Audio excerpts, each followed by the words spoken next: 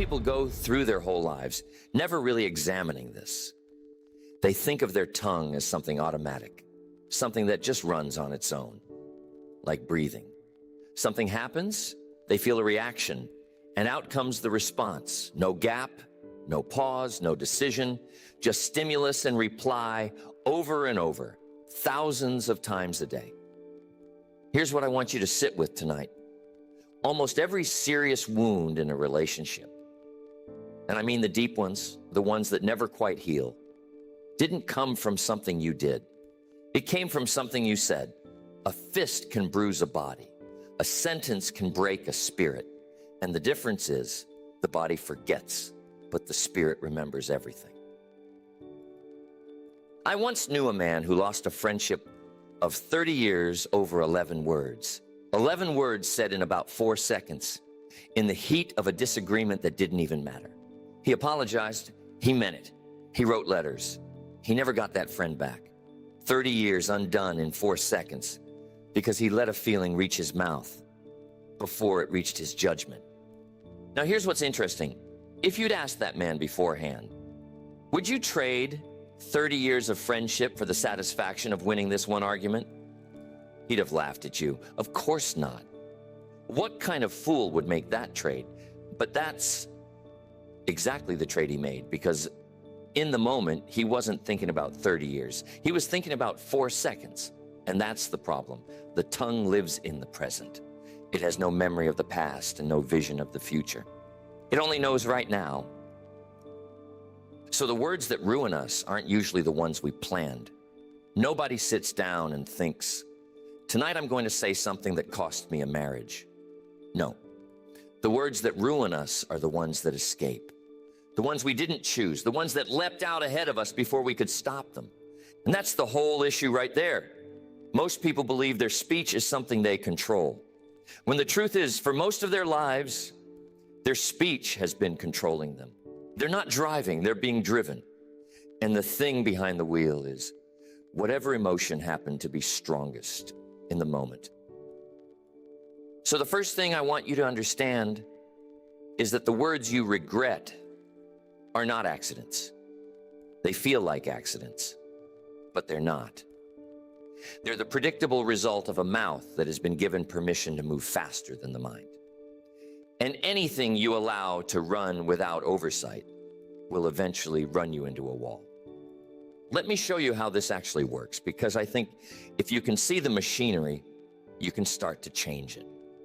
Something happens. Someone criticizes you. Someone dismisses you. Someone touches a nerve you didn't even know was exposed. And in that instant, before you've had a single conscious thought, your body responds. Your chest tightens. Your face gets warm. There's a surge, a pressure, a rising heat. And that heat wants an exit. It wants relief. And the fastest exit it can find is your mouth. So the words come not because they're true, not because they're wise, not because they'll help anything, but because they relieve the pressure. You're not communicating, you're venting. You're using another human being as a pressure valve. And here's the cruel part. The relief lasts about 2 seconds. The consequences last for years. You get 2 seconds of feeling powerful, of feeling righteous, of feeling like you got it off your chest. And then you spend weeks, months, sometimes a lifetime, cleaning up what those 2 seconds cost you. That's a terrible exchange rate. 2 seconds of relief for years of repair. And yet people make that exchange every single day. Because in the moment, the 2 seconds feels like everything, and the years feel like nothing. That's the illusion the tongue creates. It makes the immediate feel enormous and the future feel invisible. Now I want to talk about where this comes from, because I don't think anyone taught you to do this on purpose. Think back to when you were very small. When something upset you, you cried. When something angered you, you screamed. When you wanted something, you demanded it. And that was appropriate because you were a child and you had no other tools. A baby doesn't consider its words. A baby doesn't weigh consequences. A baby simply expresses whatever it feels immediately and fully. And that's exactly how it's supposed to be at that age. The problem is, nobody ever formally revoked that permission. Nobody ever sat you down and said, "You've grown up now. The rules have changed. You are no longer allowed to say whatever you feel the instant you feel it. That was for infancy. That will destroy your adult life." So a lot of grown people are still, emotionally speaking, expressing themselves like children. Bigger bodies, bigger vocabularies, but the same underlying operating instruction. I feel it, therefore I say it. And that instruction, which was harmless when the worst you could do was throw a tantrum, becomes devastating when your words can end careers and dissolve families. This is why some of the most articulate people you'll ever meet are also the most dangerous when they're upset. Their intelligence didn't fix the problem. It just gave the problem sharper tools. A well-spoken person who hasn't learned to govern their tongue doesn't say fewer hurtful things. They say more precise ones. They know exactly where the knife goes. So let's be clear about what we're actually dealing with. We are not dealing with a vocabulary problem. We are not dealing with an intelligence problem. We are dealing with a gap between the moment you feel something and the moment you say something. And in most people, that gap has collapsed to almost nothing. The feeling and the words have become the same event. There's no space between them. And in that missing space is where all your regret lives. Every sentence you've ever wished you could take back exists because there was no room between the impulse and the expression. Close that gap and you speak like a child. Open that gap even a little, and you begin to speak like a person who owns their own mouth. Now, I want you to think about the true cost of this, because I don't think most people have ever added it up. They treat each regretted sentence as an isolated incident, a bad day, a slip, something that just happened. They don't see the pattern, and because they don't see the pattern, they don't see the total. Let's do the arithmetic. Say you lose your composure and say something you regret just once a week. Just once. That doesn't sound like much, does it? Most people would consider that pretty controlled. But once a week is 52 times a year. 52 little wounds delivered to the people closest to you. Because those are usually the people who are there when you're at your worst. 52 a year, over 10 years, is 520. 520 times you said something that landed wrong, that hurt someone, that damaged a little bit of trust.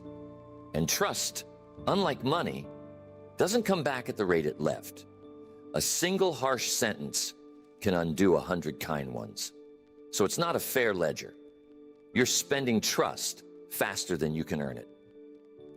And here's the thing about the people who receive those words. They don't forget them. You might forget. The person who lost their temper almost always forgets faster than the person who absorbed the blow. You said it, you felt your 2 seconds of relief, and by dinner you'd moved on. But they carried it. They took it home. They replayed it in bed at night. 10 years later, they can recite the exact sentence, the exact tone, the exact look on your face. You've forgotten it entirely, and they've built a wall out of it. That's the invisible construction project happening in every relationship where someone speaks carelessly. Brick by brick, sentence by sentence, a wall goes up. And one day you notice the distance between you and someone you love, and you can't understand where it came from. It came from 520 bricks you laid without ever noticing you were building. Now compare that to what those same 520 moments could have built if you'd governed them. Every one of those moments was a fork in the road. You could have laid a brick in the wall, or you could have laid a brick in the bridge. Same moment, same emotion, same trigger. The only difference was whether the gap existed, and over 10 years, one person builds a wall and the other builds a bridge from the exact same set of provocations. Let me put it in terms that might sting a little, because I think you need it to sting. If you're the kind of person who says something regrettable once a week, And the average regret takes, let's say, 3 days to fully repair. 3 days of tension, of awkwardness, of distance of the other person being guarded. Then you are living roughly 156 days a year in the aftermath of your own mouth. 156 days. That's more than 5 months of every single year spent in the emotional wreckage of things you didn't have to say. 5 months of walking on eggshells in your own home. 5 months of a partner who's a little colder, a child who's a little more careful, a friend who's a little more distant. And you did that to yourself, not the world, not other people, your own tongue moving faster than your judgment. And over a lifetime, that's not months, that's years, whole years spent in the shadow of sentences that gave you 2 seconds of relief. If someone offered to sell you 5 months a year, 5 months of peace, of closeness, of ease in your relationships, for the price of learning to pause before you speak, you'd take that deal in an instant. Well, that deal is on the table. It's always been on the table. Most people just never realized they were paying the higher price without knowing there was a cheaper one. And I want to be honest about something because I know how this can sound. I am not telling you to become silent.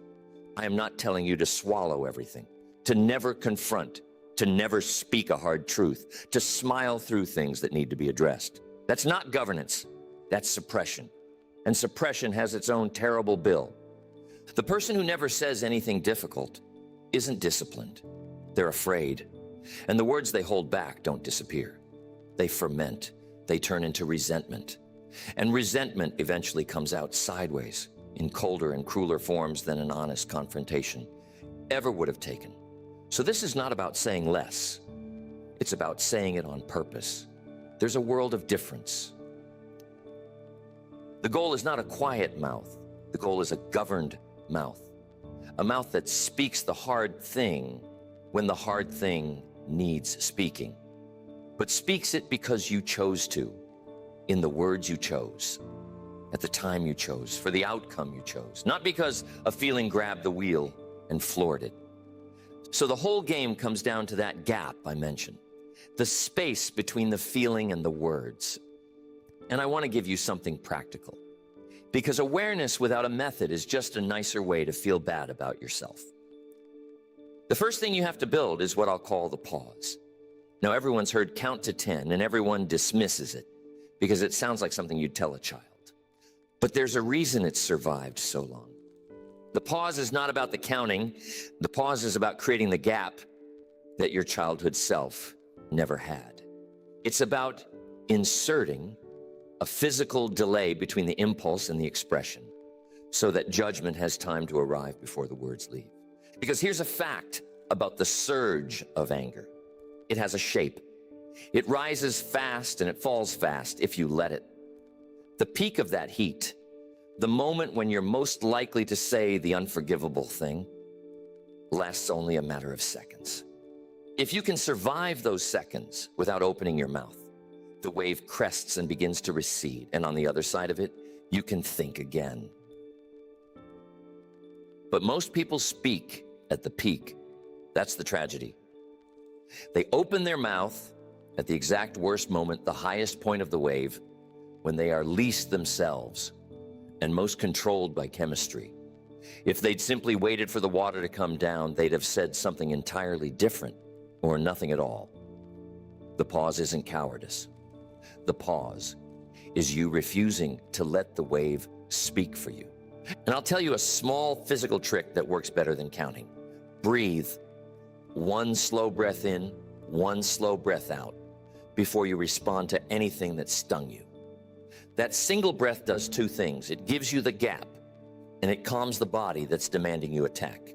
You cannot stay at the peak of rage while breathing slowly. The body won't allow it. So the breath is not just a delay, it's a de-escalation of your own physiology. Try it the next time someone says something that lights you up. Before you respond, breathe once, just once. And watch how different the sentence is that comes out on the other side of that breath. It won't be perfect, but it'll be yours. It'll be a sentence you chose. not a sentence that chose you. Now, the pause buys you time, but time alone isn't enough. You have to know what to do with the time. And this is where I want to give you a question, one single question, that if you learn to ask it in the gap, will save you from most of the regret you'd otherwise create. The question is this: what outcome do I actually want here? That's it. What outcome do I actually want? Because when you're at the peak of that wave, your mouth has a completely different agenda than you do. Your mouth wants relief. Your mouth wants to win. Your mouth wants the other person to feel as bad as you feel right now. But those are not outcomes. Those are impulses dressed up as goals. Ask yourself what you actually want. And the honest answer is almost never, I want to win this exchange. The honest answer is usually, I want to be understood, or I want this to stop, or I want us to be close again, or I want them to change this behavior. And here's the thing. Not a single one of those outcomes is served by the cruel sentence your mouth wants to fire. Every one of them is sabotaged by it. The cruel sentence feels like it moves you toward what you want. It's a trick. It moves you away from everything you want while giving you the sensation of progress. It's like drinking salt water when you're thirsty. It feels like relief for a moment, and it leaves you worse off than before. So the question, what outcome do I actually want, cuts through the illusion. It reconnects your mouth to your goals, which is precisely the connection that anger severed. And once you know the outcome you want, the words almost choose themselves. Because now you're not asking, how do I make them hurt? You're asking, what sentence gets me closer to the thing I actually want? That's a completely different question, and it produces completely different speech. A man who wants his marriage to survive does not say the sentence designed to end it, no matter how satisfying that sentence would be in the moment. He can't, because he's holding the outcome in his mind. And the outcome vetoes the sentence. The outcome becomes the governor. That's what governance means. It's letting the thing you truly want overrule the thing you momentarily feel. Now I want to name the specific kinds of regretted speech, because just like the disguises of emotion, careless words come in categories. And if you can recognize which one is rising in you, you can catch it before it lands. Okay, so the first one is exaggeration. This is the you always and the you never. When you're angry, your tongue reaches for absolutes because absolutes feel more powerful. You always do this. You never listen, every single time. And the moment those words leave your mouth, you've done two things wrong. You've said something that isn't true, because nobody always or never does anything. And you've told the other person that their entire history of effort counts for nothing. Think about what "you never helped me" says to a person who has helped you 1,000 times. It erases all of it. It tells them their kindness was invisible, was worthless, was never even noticed. And that's why the absolute is so wounding. It's not just an attack on the moment. It's an attack on everything they've ever done. Learn to catch the word always and the word never as they rise, because they are almost always the leading edge of a sentence you'll regret. The second category is the buried grievance. This is when someone does one small thing wrong today, and you respond with a list of everything they've done wrong for the past 3 years. The dishes weren't done, and suddenly you're bringing up something from a vacation 2 summers ago. This happens because you didn't govern your tongue in the past. You held things in instead of addressing them cleanly, and now they've fermented into ammunition. And the moment a new grievance opens the door, all the old ones come flooding through it. The buried grievance destroys any chance of resolving the actual issue, because now the other person isn't defending one mistake. They're being buried under an avalanche, and no human being responds well to an avalanche. They stop listening, and they start surviving. The lesson underneath this is that unspoken things don't stay quiet. They wait, and they come out at the worst possible time. attached to the worst possible sentence, which is another reason governance is not silence. Silence is just delayed detonation. The third category is the character attack. This is the most dangerous of all. There's a world of difference between you did something thoughtless and you are a thoughtless person. The first is about behavior, which can change. The second is about identity, which feels permanent.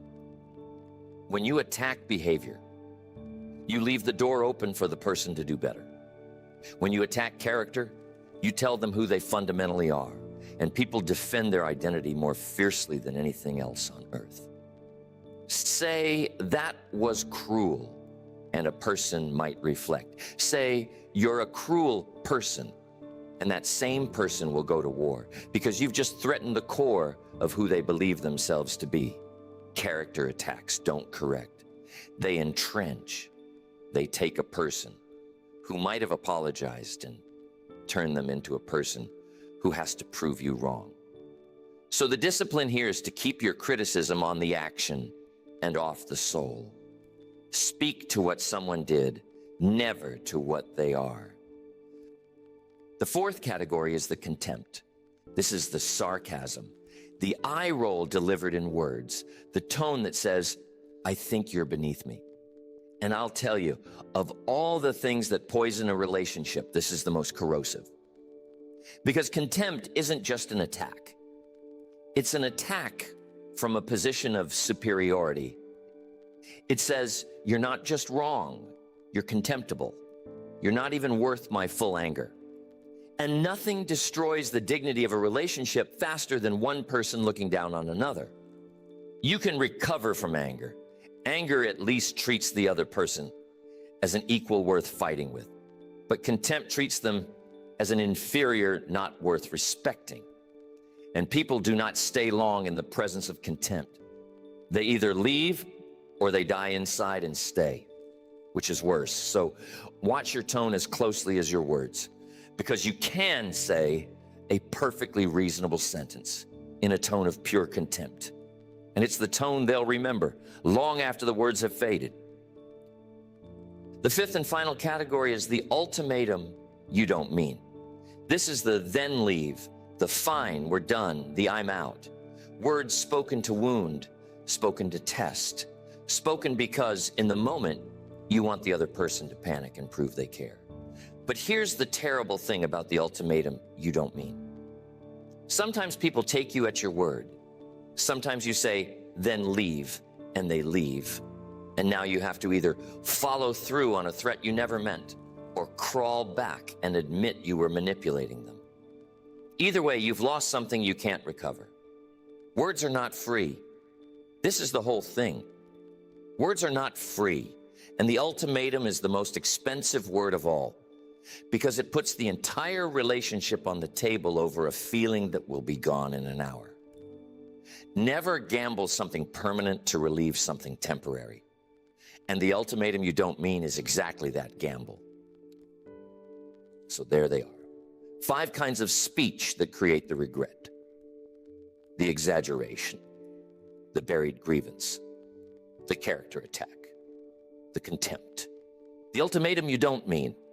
And I want you to notice something they all have in common. Every single one of them serves the feeling and betrays the outcome. Everyone gives you that 2 seconds of relief and charges you years of repair. They are all, at bottom, the same mistake in 5 different costumes. Now let's talk about building the life where these things happen less and less, because catching yourself in the moment is good, but it's exhausting to fight the same battle every day. What you really want is to change the conditions so the battle happens less often in the first place. The foundation of this is something I'll call the margin. Most regretted words are spoken by people who are depleted. They're tired, they're stretched thin, they're running on empty. And when you're running on empty, you have no reserve, no buffer, no margin between the trigger and the reaction. The same comment that would roll off you on a rested Tuesday becomes an explosion on a depleted Friday. The comment didn't change. Your margin did. So a great deal of what looks like a speech problem is actually a depletion problem. The person who guards their sleep, who doesn't overcommit, who builds a little space into their days, simply has more room between provocation and response. They're not more virtuous, they're less exhausted.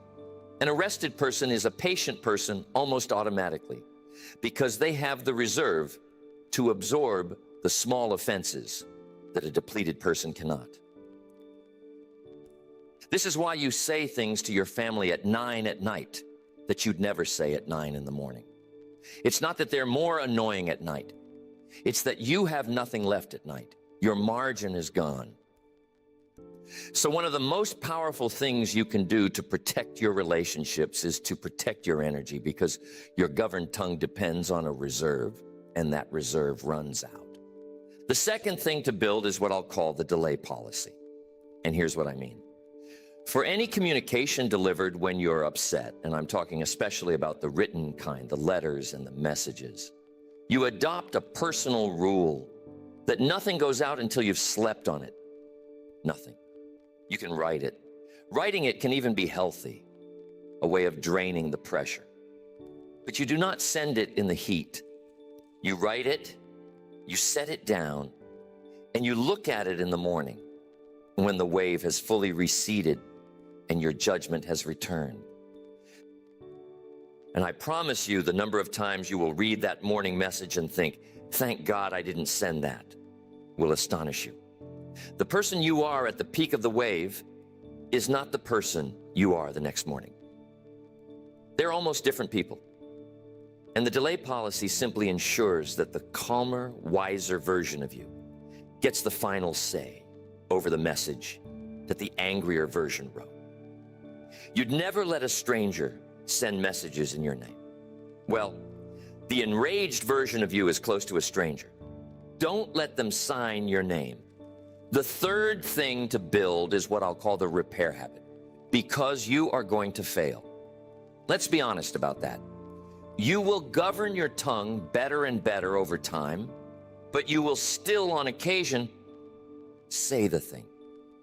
And what separates people whose relationships survive from people whose relationships crumble is not that one group never fails. It's that one group repairs and the other group defends.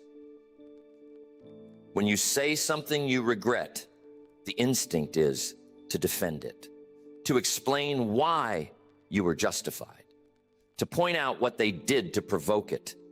And every second you spend defending the wound is a second you spend deepening it. The repair habit is the opposite. It's the willingness to go back quickly and cleanly and say you were wrong. No excuses, no conditions. Just a clean acknowledgement that your tongue got away from you and you own the damage. And here's what most people don't understand about repair. A relationship where someone occasionally slips but always repairs is often stronger than a relationship where nobody ever slips at all. Because the repair proves something. It proves that when the wound comes, and in any real relationship the wound will come, you can be trusted to tend it rather than defend it. That's a form of safety that the perfect person can never offer, because the perfect person has never had to prove what they do after they've hurt you. So don't chase a life with no failures. Chase a life with fast repairs. The failures, honestly attended, become deposits of trust rather than withdrawals.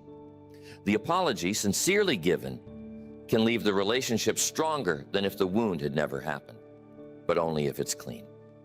A defended apology is not a repair.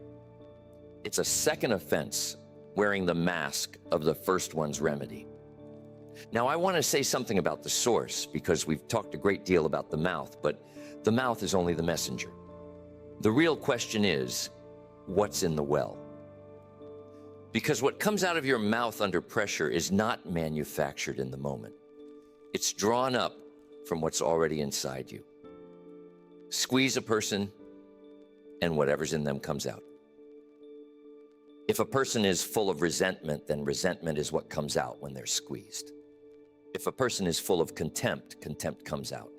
If a person is full of unaddressed grievances, those come out. The pressure doesn't create the poison. It just reveals it. So the man who says something cruel under pressure is not a kind man who slipped. He's a man with cruelty in the well, and the pressure simply drew a bucket. This means the deepest work is not on the tongue at all. It's on the well. It's on what you allow to accumulate inside you. Do you nurse your grievances, or do you release them? Do you feed your resentments, or do you resolve them? Do you rehearse the offenses done to you until they're worn smooth from handling, or do you set them down? Because everything you keep in that well is ammunition waiting for a moment of pressure to fire it. The person with a governed tongue and a poisoned well is just waiting to explode.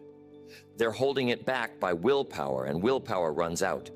But the person who has actually emptied the well of its poison, who has forgiven, who has resolved, who has released, that person doesn't have to hold anything back. There's nothing there to hold. When they're squeezed, something clean comes out because that's what's in them. That's the real freedom. Not a mouth clenched shut over a well of poison, but a mouth that can open freely because the well ran clear. So the work is on two levels at once. In the moment you build the pause, you ask the outcome question. You catch the 5 kinds of speech. You use the breath and the delay. That's the immediate defense. But underneath, over months and years, you tend the well. You address grievances instead of burying them. You release resentments instead of feeding them. You keep the source clean so that on the day your defenses fail, and they will fail, what spills out isn't poison. Because here's the final truth of it. You will not always have the presence of mind to pause. There will be days when the wave comes so fast that all your techniques fail and something just comes out. And on that day, the only thing standing between you and disaster is what was in the well.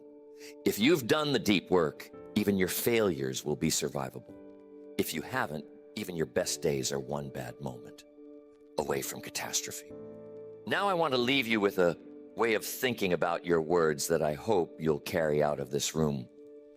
Imagine that every word you speak is written down permanently in the memory of the person who hears it, because that's not far from the truth. They may forgive you, they may move past it, but they don't erase it. It's in there, filed away, part of the record of who you are to them. And you are, right now, in this very season of your life, writing that record with every conversation. Every sentence is a line in a book that the people you love are keeping about you. And someday when they think of you, when they remember what it was like to be near you, they will remember the tone of that book. Not any single sentence, but the overall weight of it. Was it a book that made them feel safe or a book that made them brace themselves? You get to decide that. Not in one grand gesture, but in 10,000 small moments, most of which will arrive as small provocations, small irritations, small stings that light up the old childhood impulse to fire back. And in each of those moments, you'll have that gap if you build it. And in that gap, you'll choose which line goes into the book. So the person who learns to govern their tongue isn't gaining a party trick or a communication skill. They're gaining authorship over the deepest record of their own life. They're taking the pen back from the wave.